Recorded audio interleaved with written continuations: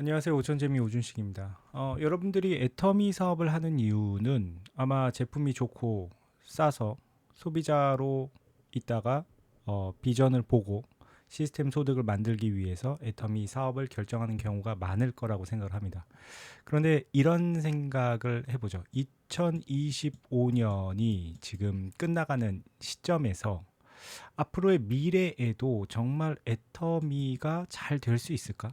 쉽게 미래에도 이 비즈니스가 가치가 있을까를 한번 생각을 해보자는 거예요.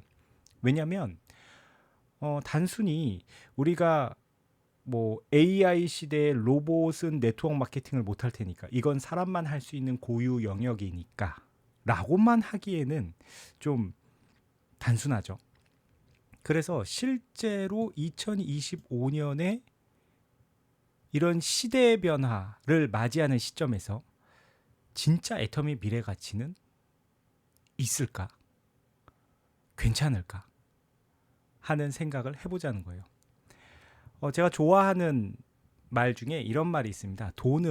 여러분, 돈은 뭘 좋아할까요? 돈은 가치를 따르고, 그죠? 가치를 따르고, 또 돈은 뭘 싫어하냐면, 불안을 싫어합니다.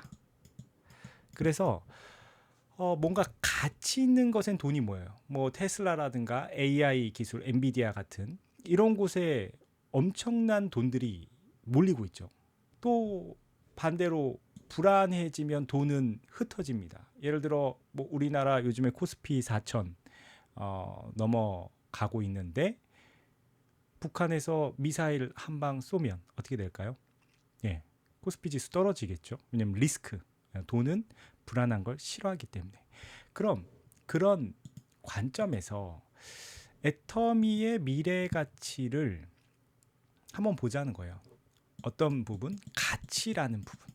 예, 가치라는 부분.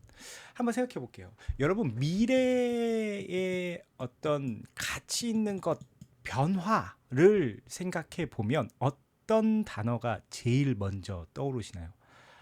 아마 10명 중에 9명은 AI를 떠올리지 않을까요? 그죠? 인공지능.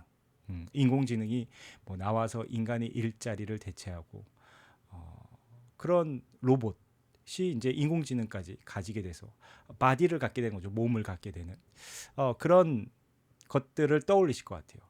그런데 저는 이제 미래의 어떤 모습에서 AI는 그 미래의 모습의 일부라고 생각해요.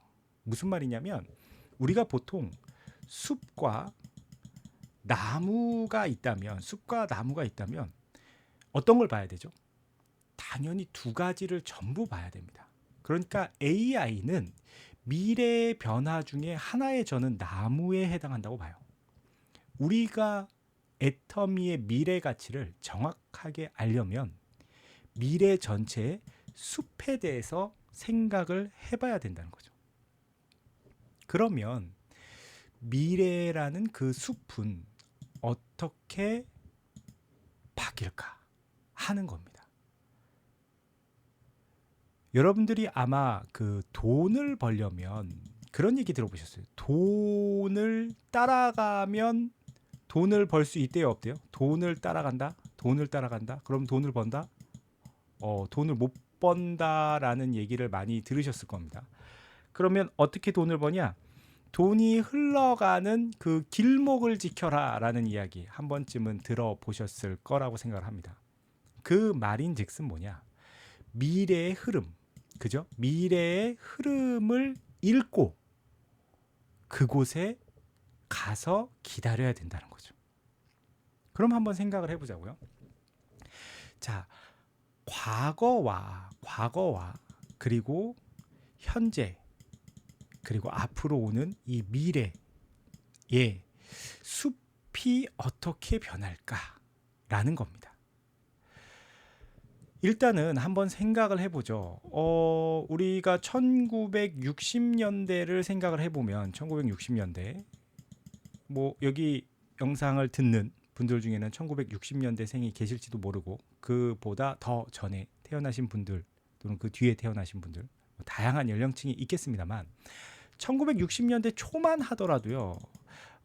짜장면이 한 그릇에 얼마였냐면 50원이었습니다. 한 그릇에 50원. 그러면 이 시절에 강남 땅은 한 평당 얼마였을까요? 대략 추정치를 보니까 200원이었더라고요. 그러니까 짜장면 4그릇 값이었다는 거예요. 강남 땅. 왜냐면 본격적으로 개발되기 전이기 때문에 그렇겠죠. 그러면 여러분 한번 생각을 해보세요. 왜 우리 오늘날 이렇게 강남 땅이 비싸졌는가? 뭐 여러 이유가 있겠지만 결국 이 부동산이라는 건요. 부동산이라는 거. 자, 오늘날에 어마어마한 가치가 올라갔습니다. 왜 부동산은 올랐을까 생각을 해보면 여러분 부동산이라는 것이 갖는 아주 직명한 특징이 있습니다. 명징한 특징이죠. 뭐냐면 독점이라는 거예요. 독점. 그러니까 지구상에 이 땅은 딱 여기밖에 없는 거죠. 그러니까 여러분들이 독점적 권한을 가질 수 있는 게 바로 부동산의 아주 매력적인 특징이죠. 그런데 그 독점적인 땅 위치를 원하는 사람이 많으면 부동산 가격이 오르게 되는 겁니다. 그럼 현재 시점까지는 대한민국의 대부분의 부자는 부동산 재벌이에요. 그럼 이분들이 왜 부동산 재벌이 됐을까 생각해 보면 또 역시 여러 가지 요인이 있겠지만 그 중에서 한 가지. 자, 땅이라는 건 한정적 자원이죠. 한반도는 당군 할아버지 이래로 딱 요 모양, 요 모습 그대로입니다. 그쵸? 그런데 인구는 어때요? 인구는 계속 증가하는 거죠. 참고로 우리나라는 70%가 뭐래요? 70%가 산악 지형입니다. 즉 70%가 산이란 말이에요. 그럼 한 30%밖에 안 되는 그 땅을 가지고 농사를 지으면서 농경 문화를 기반으로 이렇게 역사가 흘러왔죠. 그러니까 우리 옛말에 사촌이 땅을 사면 배가 아파요. 왜요? 내가 농사 지을 수 있는 땅이 얼마 안 되는데 그 중에 일부를 산 거거든요. 그러니까 나의 생존에 위협이 될 수 있다는 거예요. 무의식적으로. 그러면 현재까지 뭐 비교적 최근까지 대한민국의 인구는 계속 늘어났어요. 땅은 그대로죠. 그러니까 부동산이 잘 될 수밖에 없죠. 좋은 땅을 차지하고자 하는 사람들이 많았기 때문에. 그런데 앞으로는 어떨까요? 지금 인구가 자연 감소하고 있어요. 그럼 앞으로 부동산의 가치는 어떻게 될까요? 자, 그리고 미래에는 이제 디지털화돼 가는 거죠. 많은 것들이 디지털화됩니다. 현실 세계에 뭔가를 만드는 것이 아닌 가상의 세계. 자, 그런데 여기서 한 가지 또 큰 흐름을 하나 볼 것이 있습니다. 뭐냐면 이 흐름을 통으로 정리하자면 어떤 흐름이냐면 이거예요. 자, 중앙 집권화됐던 세상의 질서가 이제 탈중앙화로 간다는 거예요. 자, 무슨 말인지 제가 예를 들어서 설명을 드릴게요. 여러분 한번 교육이라는 부분을 한번 봅시다. 교육. 과거의 교육은 명문대에 나오면 성공이 보장되던 때가 있어요. 맞죠? 그럼 예를 들어서 서울대학교에 있는 유명한 교수님의 강의를 들으려면 어디에 가야 돼요? 서울대에 가야 됩니다. 하지만 오늘날은 어떻죠? 유튜브에서 서울대 교수님뿐만이 아니라 하버드대, 스탠포드 대학교의 교수님들의 강의를 들을 수가 있죠. 교육이라는 게 중앙 집권화된 어떤 특정 영역에서 유튜브라는 플랫폼 때문에 탈중앙화돼서 많은 사람들이 그 교육의 혜택을 받을 수가 있게 되죠. 자, 방송 한번 볼게요. 방송도 보면 여러분 방송이야말로 정말 중앙 집권화돼 있죠. 아마 좀 나이가 있으신 분들은 아시겠지만 지상파라는 게 있었어요. MBC, KBS, 1TV, 2TV 그리고 나중에 서울방송, SBS 이런 게 생겼습니다. 그래서 그 방송 권력은 정말 중앙 집권화돼 있었죠. 근데 종편 채널도 나왔죠. 요즘에 유튜브 말고도 여러 OTT 플랫폼들이 많아짐에 따라 어떻게 됐어요? 그러니까 과거에는 아마 모래시계 타임이란 게 있었어요. 드라마 모래시계 할 때 거리에 사람들이 없습니다. 왜냐면 그 시간에 모래시계 본방을 못 보면 못 봐요. 그러니까 굉장히 중앙 집권화, 중앙에서 하라는 대로 거기에 맞춰서 할 수밖에 없었던 거죠. 자, BTS라는 가수도 마찬가지죠. BTS는요, 실제로 대한민국에서 데뷔하지 않았습니다. 유튜브라는 플랫폼을 통해서 전 세계에서 유명해져서 이제 한국에서 유명해진 케이스죠. 자, 교육도 그렇죠. 방송 뭐 음악 또 영화 쪽도요. 지금은 혼자서 영화를 제작할 수가 있게 되는 시대가 왔죠. 또 너무나 많은 것들이 있지만 시간 관계상 가장 대표적인 것 중에 두 가지 더. 기업은요. 사람들이 모여서 대기업, 중기업, 소기업, 중견기업, 또 소기업 이렇게 딱 계층화돼 있었고요. 사람들이 모여서 일을 했습니다. 하지만 요즘은 1인 기업도 굉장히 많죠. 그리고 가치 창출을 혼자서도 해내고 있어요. 마지막, 금융. 야, 금융은 진짜 절대적인 중앙화죠.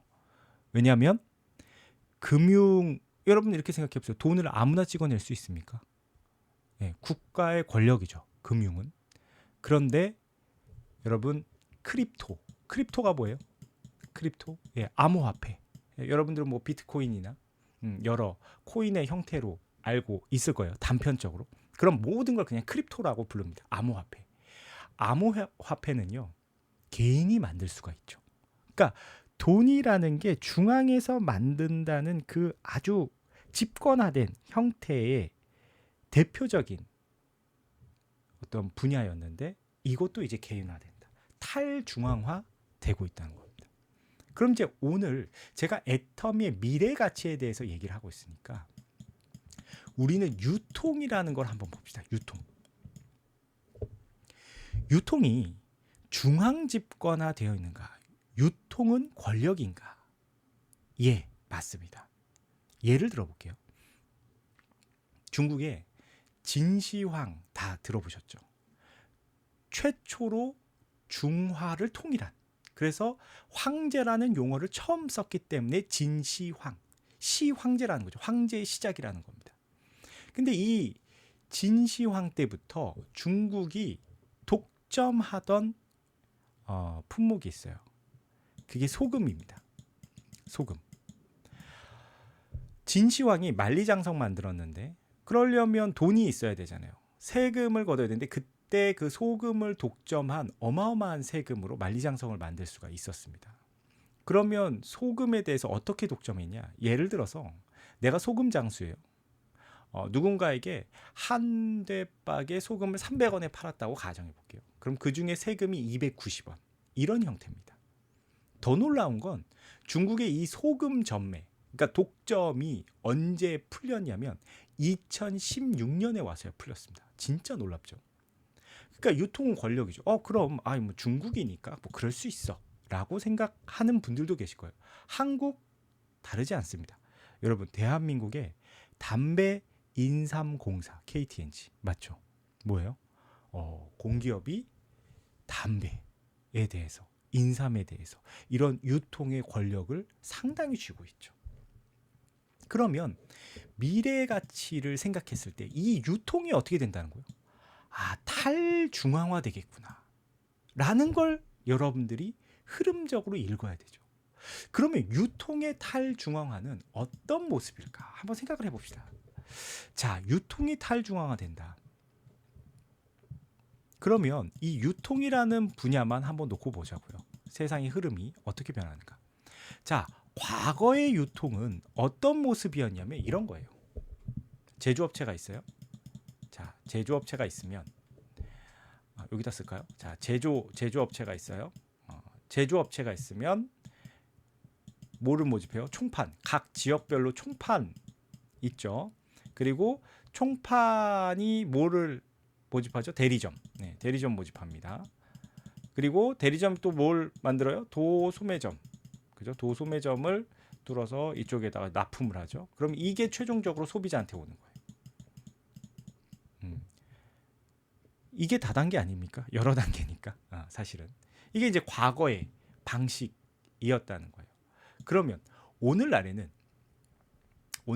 현대에 와서는 어떤 형태냐? 이런 형태죠. 자, 오늘날 한번 봅시다. 오늘날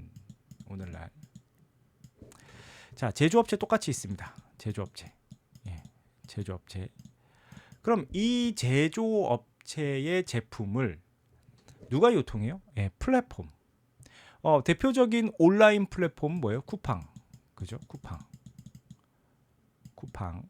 그다음에 뭐 오프라인 플랫폼은 어디가 있어요? 제가 봤을 때는 다이소가 거의 압도적이지 않을까라는 생각을 합니다. 다이소. 그럼 이런 플랫폼에 소비자가 연결돼서 소비를 하는 거죠. 여기 이 플랫폼 유통 채널을 이용을 하는 겁니다. 그럼 한번 생각해 보죠. 뭘 생각해 보냐면 돈을 누가 벌까라고 생각을 해보면 과거 유통 방식에선 제조업체 돈 벌 수 있죠. 총판 벌 겁니다. 대리점이 벌 거고요. 도소매업자가 법니다. 소비자는 돈을 쓰는 주체죠. 자, 오늘날에도 제조업 돈 벌 수 있죠. 쿠팡이나 다이소 돈 벌 거예요. 그 다음에 소비자는 돈을 쓰는 주체예요. 그럼 제가 말씀드렸잖아요. 뭘 말씀드렸냐면 미래 유통은 큰 흐름이 뭐라 그랬어요? 기억나세요? 중앙화에서 탈중앙화. 즉 이런 플랫폼들을 거치지 않고 중앙 집권화된 그런 형태가 아닌 모두가 권력을 나눠 갖는다는 건데, 그럼 이제 단순히 이렇게 생각해 보죠. 그럼 탈중앙화, 유통에서의 탈중앙화는 과거의 물물 교환으로 가는 건가?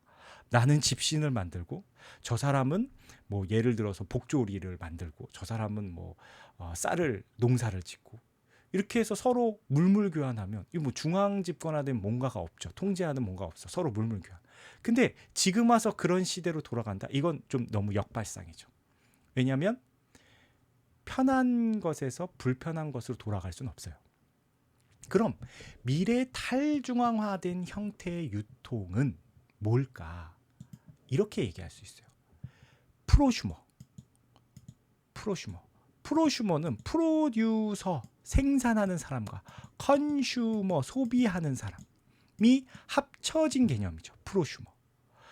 우리가 쉽게 생산자이면서 소비자 역할을 한다는 거예요. 이게 오늘날의 네트워크 마케팅의 개념입니다. 근데 이 네트워크 마케팅의 개념은 언제 나왔냐? 1927년. 그러니까 지금으로부터 거의 한 100년 전쯤에 나온 개념인 겁니다. 그게 이제 앞으로 엄청나게 꽃피울 거예요. 그럼 이런 네트워크 마케팅 방식이 왜 탈중앙화냐면